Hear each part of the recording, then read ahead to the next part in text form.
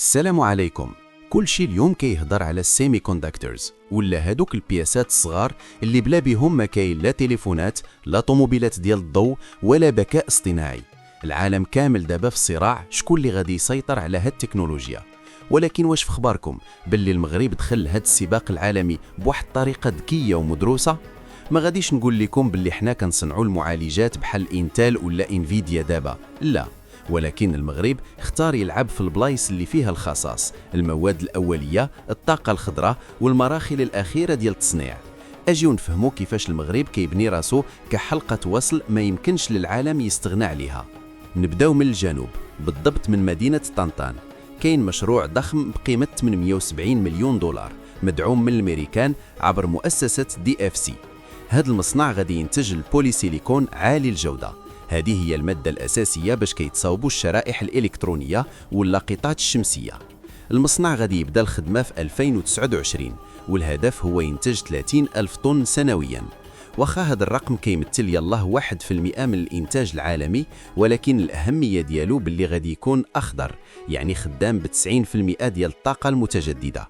هاد الشيء كيخلي الامريكان واوروبا يشوفوا في المغرب بديل استراتيجي موثوق باش ينقصوا الاعتماد على الشينوا. نمشيو دابا لجهة الدار البيضاء البوسكورة، تما كاين العملاق ST مايكرو إلكترونيكس.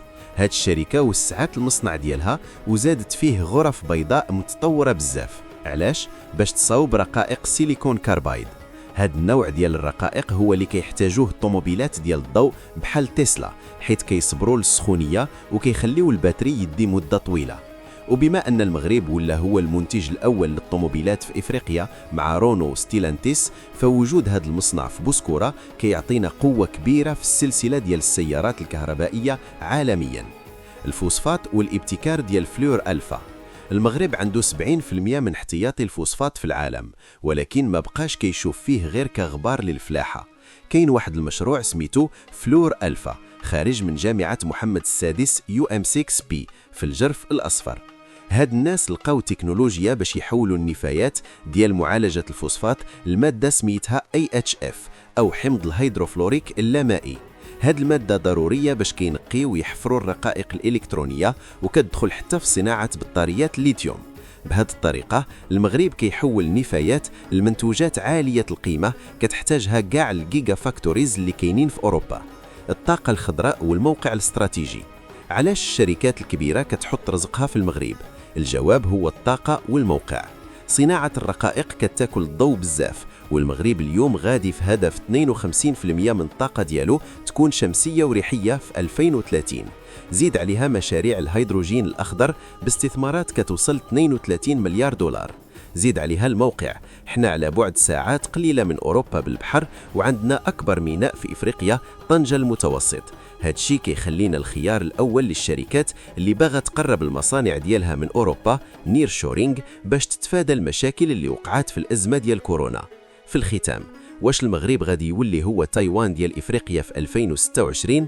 الصراحة لا، هادشي كياخد وقت، ولكن المغرب كيبني قنطرة سيادية. ما بقاش غير كيصدر المواد الخام ولا كيدخل في التصنيع الدقيق. بين 2026 و 2030 غادي نشوفوا المغرب كيتحول لفاعل أساسي في صناعة الرقائق ديال الطوموبيلات والطاقة الخضراء. هذه خطوات ثابتة بعيدة على البوز ومبنية على مشاريع حقيقية على أرض الواقع. المغرب اليوم ما بقاش كيستنى التكنولوجيا تجي عنده ولا كيوفر لها الأرض الطاقة والمواد باش تجي هي لعنده. تبارك الله عليكم، ونتلاقاو في الفيديو الجاي.